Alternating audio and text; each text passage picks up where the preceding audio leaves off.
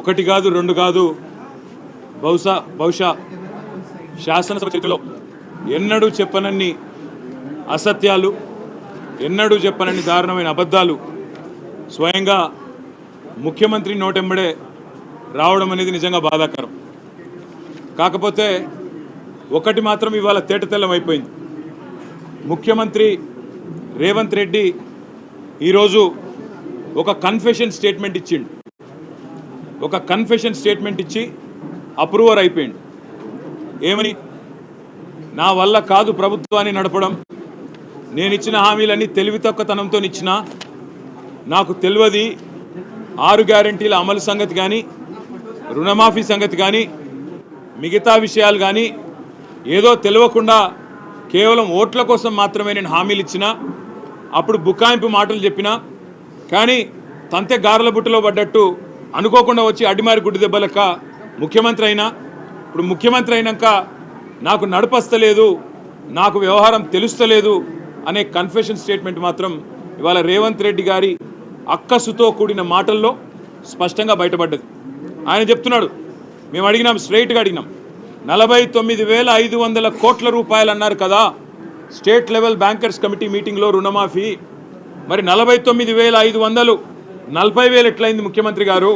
నువ్వే చెప్పినావు 40,000 కోట్ల రూపాయలు ఏముందయ్యా, ఒక సంవత్సరం కడుపు కట్టుకుంటే చేసేస్తారు రుణమాఫీ అన్నావు, ఎందుకు చేయలేదని అడిగినాం. సమాధానం లేదు. 49,500 40,000 ఎట్లయింది? 40,000 మళ్ళీ క్యాబినెట్ కాడికి వచ్చే వరకు 31 ఎట్లయింది? 31,000 కోట్లు మళ్ళీ శాసనసభలో బడ్జెట్ ప్రవేశపెట్టే టైంకు 26,000 కోట్లు ఎట్లయింది?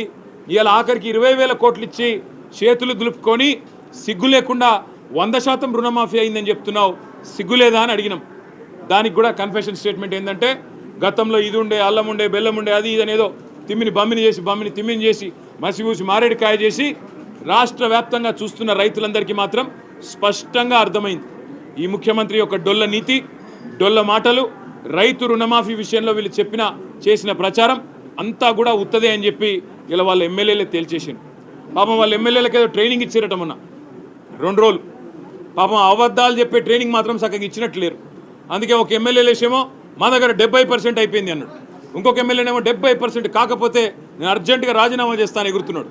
వాస్తవం ఏంటంటే ముఖ్యమంత్రి ఏమో 100% అంటున్నాడు, ఎమ్మెల్యేలు పాపం సగమే నిజం చెప్తున్నారు, 70% అని చెప్తున్నారు. కానీ ఏ గ్రామంలో కూడా ఈరోజు వాస్తవం ఏంటి అంటే 25-30% మించి ఎక్కడ రుణమాఫీ జరగలేదు. ఇది వాస్తవం. అందుకే నేను సవాల్ చేసిన, నీ సొంత ఊరు కొండారెడ్డి పల్లె పోదామా, నీ సొంత నియోజకవర్గం కొడంగల్ పోదామా, రుణమాఫీ కాలేదు, ఇది అక్షర సత్యం. ఎస్ఎల్బీసీలో 49,500 కోట్ల రూపాయలు అని అక్కడ చెప్పి ఇవాళ 20,000 కోట్లు అని చెప్పి బయట చెప్పి డిపాజిట్ చేసింది మాత్రం ఇప్పటికీ 12-13,000 కోట్ల రూపాయలు కూడా రైతుల ఖాతాల్లో పడలేదు. ఇది వాస్తవం అని మేము ఇవాళ శాసనసభ వేదికగా రుజువు చేయగలిగినాం. దాంతో ముఖ్యమంత్రి తట్టుకోలేకపోయింది. రుణమాఫీ విషయంలో వాళ్ళ బండారం బయటపడే వరకు బాధ అయింది. నువ్వు రైతు భరోసా ఎగ్గొట్టినావు. ఆ రోజు ఇదే ముఖ్యమంత్రి అన్నాడు, ఎవడయా అవులగాడు, ఎవడయా దివానగాడు, రైతు బంధు బంద్ అవుతుందని చెప్పిన అవులగాడెవడు, దివానగాడెవడు అని నోరు బారేసుకున్నాడు ముఖ్యమంత్రి రేవంత్ రెడ్డి. ఆనాడు కాంగ్రెస్ పార్టీ ఎంపీగా, పిసిసి అధ్యక్షుడిగా. ఇవాళ నేను అడిగిన సూటిగా, మరి ఇవాళ వానాకాలం రైతు బంధు ఎగ్గొట్టిన అవులగాడెవడు, వానాకాలం రైతు బంధు ఎగ్గొట్టిన దివానగాడెవడు చెప్పాలి వ్యవసాయ మంత్రి గారు అని చెప్తే ఏం చేయాలనో తెలియక ఇవాళ నోటికొచ్చిన కారు కూతలు, అక్కసుతో కూడిన మాటలు. వాస్తవం ఏంది? ఈరోజు రైతు భరోసా విషయంలో ఈ ప్రభుత్వం చిత్తశుద్ధి లేదు కాబట్టే, మొదలు నిజంగానే చిత్తశుద్ధి ఉంటే, రేవంత్ రెడ్డి చెప్పిన మాటల్లో నిజాయితీ ఉంటే ఆయన ఏమన్నాడు ఎలక్షన్ ముందు, డిసెంబర్ 3 ముందు తీసుకుంటే ఎకరానికి 5,000, 3 తర్వాత తీసుకుంటే ఎకరానికి 7,500 రూపాయలు నేను ఇస్తా అని చెప్పిండు. డిసెంబర్ 9 నాడు రుణమాఫీ చేస్తా అని చెప్పిండు. ఇప్పటిదాకా తీసుకొని రైతులుంటే ఉరుక్కుంటూ పోయి తెచ్చుకోండి, రుణమాఫీ నేను చేస్తా అని చెప్పిండు. ఇవాళ రాష్ట్ర రైతాంగం తరపున అడుగుతా ఉన్నాం బీఆర్ఎస్ పార్టీగా, ఏమైనాయి నీ మాటలు? ఉరుక్కుంటూ బొమ్మని చెప్పినావు, రైతులు ఉరుక్కుంటూ పోయినారు, 2 లక్షలు 3 లక్షలు లోన్లు తెచ్చుకున్న తర్వాత ఇవాళ వాళ్లకు మోసం చేస్తూ నీ మాయ మాటలతో బుకాయించి ఇవాళ 25% మాత్రమే రుణమాఫీ చేసి 100% అయిందని చెప్పి 550 కోట్ల రూపాయలతోని పత్రికలలో ప్రకటనలు మాత్రం ఇచ్చుకున్నావు. ఈ మాట మేము అడిగే వరకు ఉక్రోషం వచ్చింది ముఖ్యమంత్రి గారికి. నువ్వు రైతు బంధు ఎగ్గొట్టినవా లేదా అని అడిగే వరకు ఉక్రోషం వచ్చింది. నువ్వు రుణమాఫీ చేయని మాట వాస్తవం కాదా అంటే ఉక్రోషం వచ్చింది. తట్టుకోలేక పచ్చి అబద్ధాలు చెప్తా ఉన్నాడు. ఏమంటున్నాడు ఇవాళ ముఖ్యమంత్రి గారు?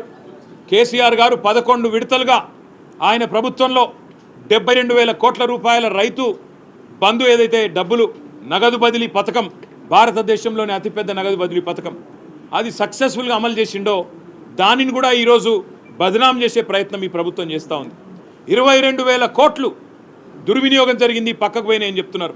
అలా ముఖ్యమంత్రి మాట్లాడిన మాటలు ఇవ్వాలి ఎవరని వింటే నేను మీడియా మిత్రులతో కోరుతా ఉన్నా. ముఖ్యంగా దయచేసి ఆయన ఏం దేవుడు కాదు, ఆయన చెప్పింది ఏం భగవద్గీత కాదు, బైబిల్ కాదు, ఖురాన్ కాదు, మన్ను కాదు, మశానం కాదు. పచ్చి దొంగ, ఓటుకు నోటు దొంగ. ఆయన చెప్పేయని పచ్చి అబద్ధాలు. ఎందుకు చెప్తున్నానో కూడా ఈ మాట చెప్తా. ఎందుకంటే ఇవాళ ముఖ్యమంత్రి మాట్లాడిన మాటలు ఎట్లా మాట్లాడిండు? 22,000 కోట్లు రియల్ ఎస్టేట్లోకి పోయినాయి, క్రషర్లకు పోయినాయి, రోడ్లల్లో ఉన్న భూములకు పోయినాయి. ఎందుకంటే ఆయన మాట్లాడితే మైక్ కట్ కాదు, ఎన్ని అబద్ధాలైనా అలవోకగా చెప్పే అసమాన సామర్థ్యం ఉంది రేవంత్ రెడ్డికి. కానీ వాస్తవమేంది? నేను మంత్రి గారిని అడిగిన 22,000 కోట్లలో ఏమేమి ఉన్నాయని అడిగిన. మంత్రి గారు ఏం చెప్తున్నారు? ఆ 22,000 కోట్లలోనే సాగు చేయని వాటికి ఏవైతున్నాయో అవి కూడా ఉన్నాయని చెప్తున్నాడు. మీకు అర్థం కావాలా? రాష్ట్ర రైతాంగానికి, రాష్ట్ర ప్రజలకు కూడా అర్థం కావాలా? ఇవాళ ఒక పత్తి చేను ఉంటే సంవత్సరంలో 12 నెలల్లో 8 నెలలు పత్తి చేను ఉంటుంది మొత్తం. కంది చేను ఉంటే 8 నెలలు ఉంటుంది పంట, 8 నెలల పంట. అది పత్తి అయినా కందైనా 8 నెలల పంట. ఇప్పుడు వీళ్ళ లెక్క ఎట్లుందంటే ఆ మిగతా 4 నెలలు రైతులు సహజంగా ఇడిచిపెడతారు. ఇంకో 4 నెలలకు ఏం చేస్తాం, కూరగాయల పంటను ఇంకోటో ఏం పెడతామని చెప్పి ఇడిచిపెడతారు. ఆ 4 నెలలను కూడా లెక్కలు తీసుకొని అగో అది సాగు కాలేదు, అయినా 2వ విడత పైసలు ఇచ్చిండ్రు, 2వ విడత రైతు బంధు ఇచ్చిండ్రు, అవన్నీ దుర్వినియోగమైనని చెప్పి పచ్చి అబద్ధాలు ఈ ప్రభుత్వం చెప్తా ఉన్నది. నేను ఒకటే మాట్లాడుతూ ఉన్నా ఈ ప్రభుత్వాన్ని. కంది చేన్లు, పత్తి చేన్లు పండించే రైతులు, ఈ పంటలు పండించే రైతులు, వీళ్ళకి రేపటి రోజున మీరు 2వ పంటకు రైతు బంధు ఇయ్యరా? స్పష్టంగా చెప్పండి. ఎందుకంటే పత్తి రైతులు 45 లక్షల ఎకరాల్లో ఇలా పత్తి సాగు చేస్తూ ఉన్నారు. మరి వారికి 2వ పంటకి మీకు రైతు బంధు ఇచ్చే ఉద్దేశం లేనట్టుంది. కాబట్టే ఆ 2వ పంటకు సంబంధించిన మొత్తాన్ని కూడా ఈ 22,000 కోట్లకు నూకి ఇవాళ ఇష్టం వచ్చినట్టు తప్పుడు ప్రచారం చేస్తూ ఉన్నారు. నేను అడిగిన ప్రభుత్వాన్ని, మంత్రి గారిని, మీరు ఆ లిస్ట్ ఇవ్వండి. క్రషర్లు అంటున్నారు, భూములల్లో రోడ్లలో పోయిన భూములు అంటున్నారు, ఆ లిస్ట్ ఇవ్వండి. ఇచ్చినట్టయితే శాసనసభ ముంగట పెట్టినట్టయితే మాకు కూడా తెలుస్తుంది, ప్రజలకు కూడా తెలుస్తుంది, ఎక్కడ ఏ సర్వే నెంబర్ల ఏ భూమికి దుర్వినియోగం అయిందో తేలిపోతుందని అడిగినాం. కానీ మంత్రి గారు చాలా తెలివిగా ఏం చెప్తున్నారు? లేదు ఇది 2వ పంట పండించిన వాళ్ళ కూడా లిస్టు కూడా ఇళ్ళనే ఉంది, అన్ని కలిపే 22,000 కోట్లు అని చెప్తున్నాడు. నేను మళ్ళీ చెప్తున్నా, పత్తి రైతులు, కంది రైతులు రాష్ట్రంలో దయచేసి మోసపోకండి. ఆయన మాట్లాడే 22,000 కోట్లలో మీరు 2వ పంట ఏదైతే వేయలేదో దాని గురించే మాట్లాడుతూ ఉన్నారు.